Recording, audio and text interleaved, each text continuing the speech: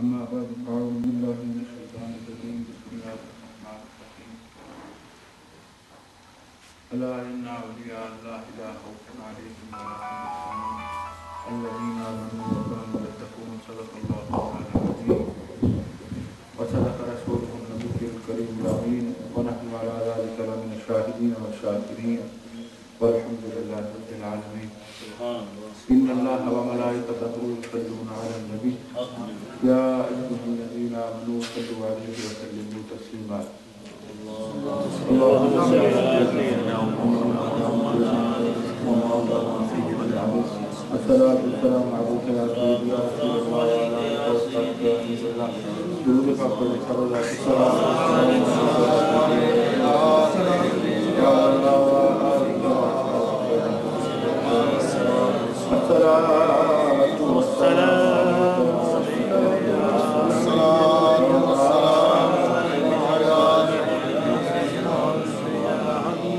اللہ جل جلالہ وعظم نوالہ وعظم شانہ ولا الہ غیرہ کی حمد و ثنا اور حضور نبی اکرم نور مجسم شفیع معظم احمد مصطفیٰ حضرت محمد مصطفیٰ صلی اللہ علیہ وعلیٰ آلہ وصحبہ وبارک وسلم کی بارگاہ عزت و ثنا میں حدیہ درود و سلام عرض کرنے کے بعد معزز و محترم اہل اسلام بزرگوں اور دوستوں، میری اور آپ کی نصیب ہی ہے کہ ہم حضور غوث پاک رضی اللہ تعالیٰ عنہ کی بیان شریف کی مجلس میں حاضر ہیں اور چند گھڑیاں چند لمحے اللہ رسول کے ذکر پاک اور اللہ کے صالح بندوں کے ذکر پاک میں گزر رہے ہیں۔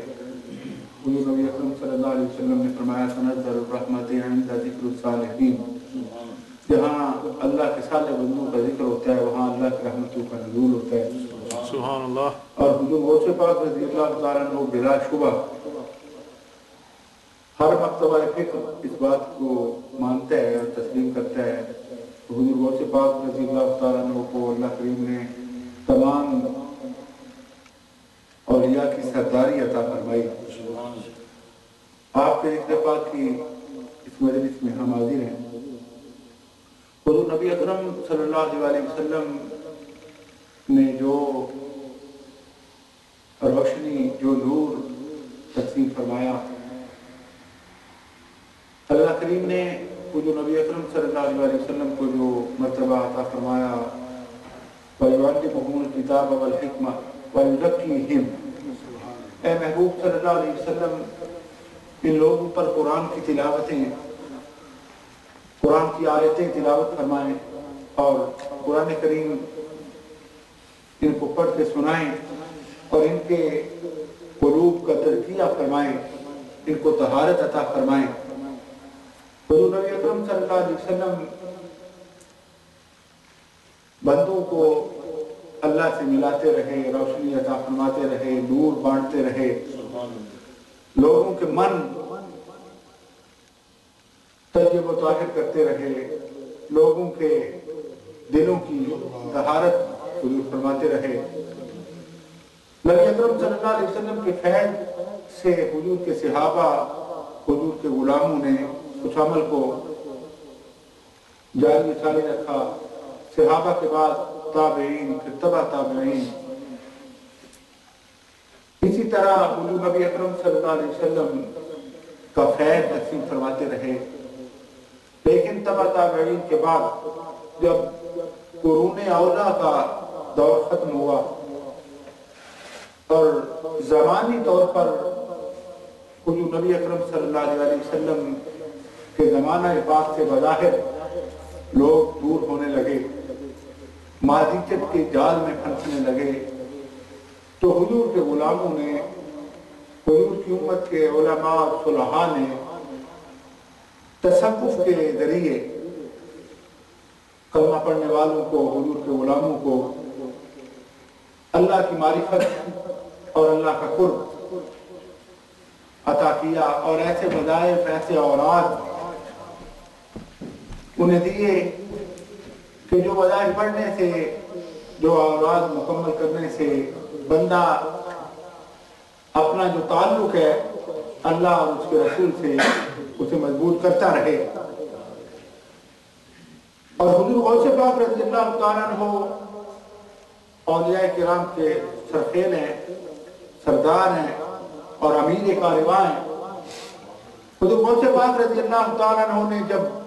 دین سیکھا، سادات گرانے سے آپ کا تعلق تھا، سید زادے تھے، حسنی حسینی سید تھے، اور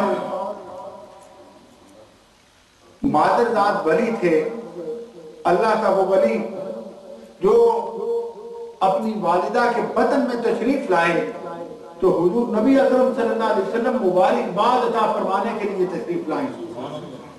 یہ حضور غوث پاک رضی اللہ تعالیٰ عنہ کی شان ہے۔ اور حضور صلی اللہ علیہ وسلم فرمائیں کہ یہ میرا بیٹا ہے، میرا محبوب ہے، یہ میرے رب کا بھی محبوب ہے۔ سبحان اللہ۔ اور زمانہ جنہیں محبوب سبحانی کہے، اور وقت گزرتا رہا، آپ درجات اور مراتب اور مقامات طے فرماتے رہے، یہاں تک کہ ولادت کے پہلے سال رمضان المبارک کے روزوں کی پابندی فرماتے رہے، اور لوگوں کو چاند دیکھنے میں جب مشکل کا سامنا ہو تو اسی سادات گرانے میں آئیں اور آ کے پوچھیں کہ آپ کے لخت جگر آپ کے بیٹے نے آج دودھ پیا ہے کہ نہیں پیا۔ اگر صبح دودھ پی لیا تو سمجھے آج عید ہو گئی، آج روزہ نہیں ہے۔ اگر سورج طلوع ہونے کے بعد دودھ نہیں پیا تو یہ دلیل ہے اس بات کی کہ آج بھی روزہ ہے، اس لیے کہ اس بیٹے نے، اس بچے نے، سید دادو کے اس بچے نے کبھی بھی رمضان المبارک کے دنوں میں سورج طلوع ہونے کے بعد دودھ نہیں پیا۔ حضور نبی اکرم صلی اللہ علیہ وسلم کی امت کے اور حضور کی نسل پاک کے اس شہزادے نے جو اپنی عمر مبارک کے